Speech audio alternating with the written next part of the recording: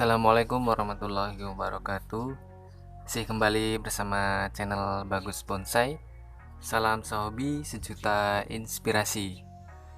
Oke, bagaimana semua kabarnya sobat? Semoga kita dalam keadaan sehat selalu dan selalu dilimpahkan rezeki. Amin. Di pertemuan kali ini saya akan memberikan tips atau cara untuk merenggangkan pelepah bahan bonsai kelapa ya, agar kelihatan mekar atau kelihatan lebih melebar daunnya ya, supaya lebih kelihatan bagus ya, dan tidak mengumpul pada satu pelepah saja, dan pelepahnya agar kelihatan mekar atau bisa dibilang renggang ya. Nah, perenggangan pelepah atau perenggangan daun bahan bonsai kelapa ini cukup simpel ya. Kita hanya perlu mengurut pada bagian pelepah yang ingin kita bengkokkan atau yang ingin kita mekarkan. Dan ini sudah saya renggangkan pelepahnya atau sudah saya urut, sehingga hasilnya lumayan bagus ya, lumayan merenggang pelepahnya. Caranya merenggangkan pelepah di sini cukup simpel ya sobat. Kita hanya butuh mengurut saja bagian pelepah yang sudah kita saya tapis, atau bagian pelepah yang sudah sebelumnya kita saya tapis seperti ini. Sering-sering mengurut pelepah seperti ini akan menghasilkan pelepah yang mekar ya. Tidak seperti biasanya kalau kita tidak sering-sering mengurut, dia akan seperti ini ya, akan mengumpul atau tidak bisa renggang.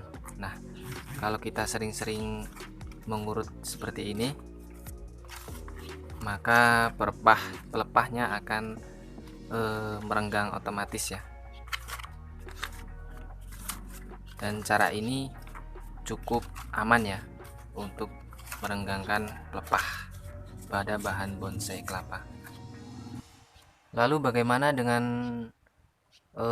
pelepah yang masih belum kita saya tapis dan perenggangan pada pelepah muda? Dan sebelum melanjutkan perenggangan pelepah pada daun muda, kita perlu menyayat tapisnya dulu ya.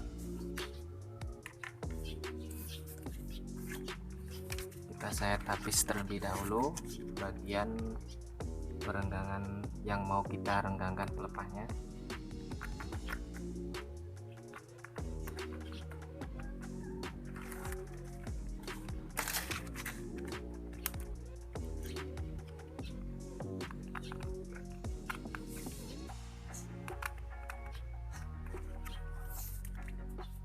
Lalu saya tapis sebelah kiri.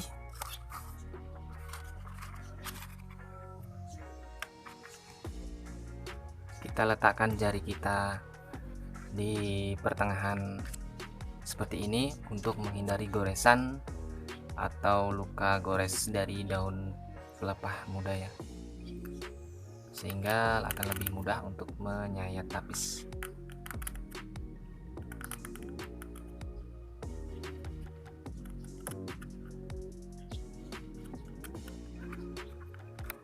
Oke, lalu kita tarik.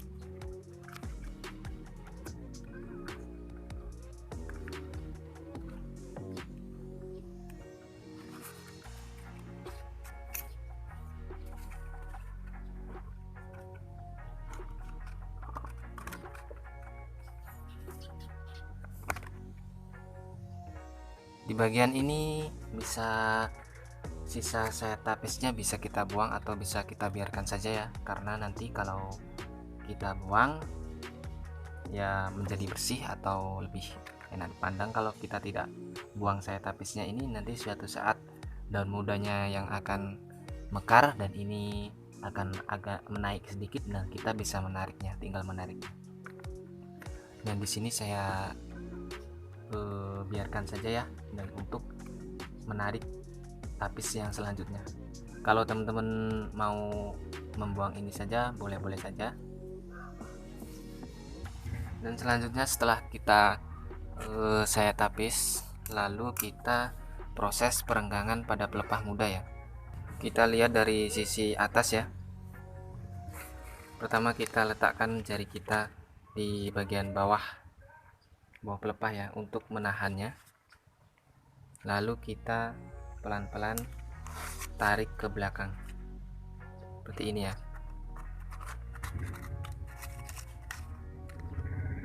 Dan kita tahan sampai beberapa detik ya untuk penyesuaian pelepah baru yang akan kita bengkok atau yang akan kita renggangkan seperti ini.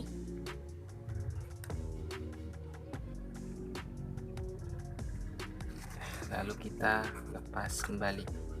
Nah, bisa kita lihat di sini secara otomatis dia akan langsung merenggang pelepahnya ya. Dan kalau kita latih terus-menerus merenggangkan pelepah seperti ini, maka pelepah akan dengan sendirinya renggang ya.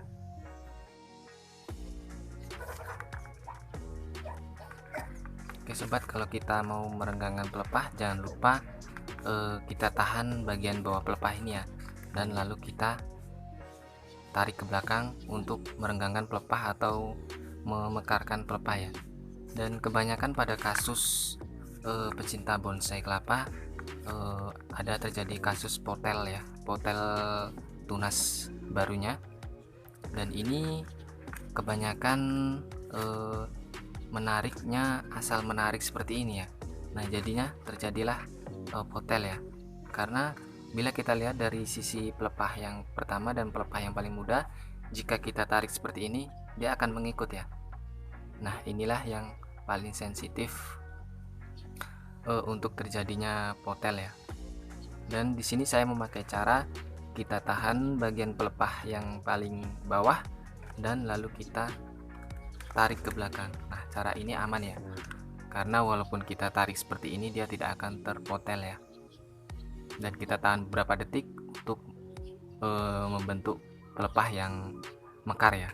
Nah kita lepas seperti ini, hasilnya pelepah akan renggang ya dengan sendirinya. Dan cara ini sangat aman ya. Dan penyebab potel tunas baru juga banyak penyebabnya ya. Bisa jadi tersenggol oleh binatang atau tersenggol oleh apa gitu ya, jadinya dia terpotel. Dan cara ini cukup aman dan cukup efektif ya untuk pemula bonsai kelapa untuk merenggangkan pelepah pada bahan bonsai kelapa yang aman dan efektif.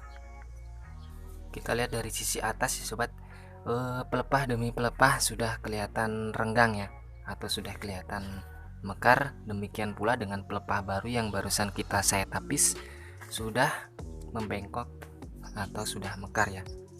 Nah seperti itu tipsnya ya sobat. Semoga cara ini bermanfaat ya sobat bagi pecinta bonsai kelapa.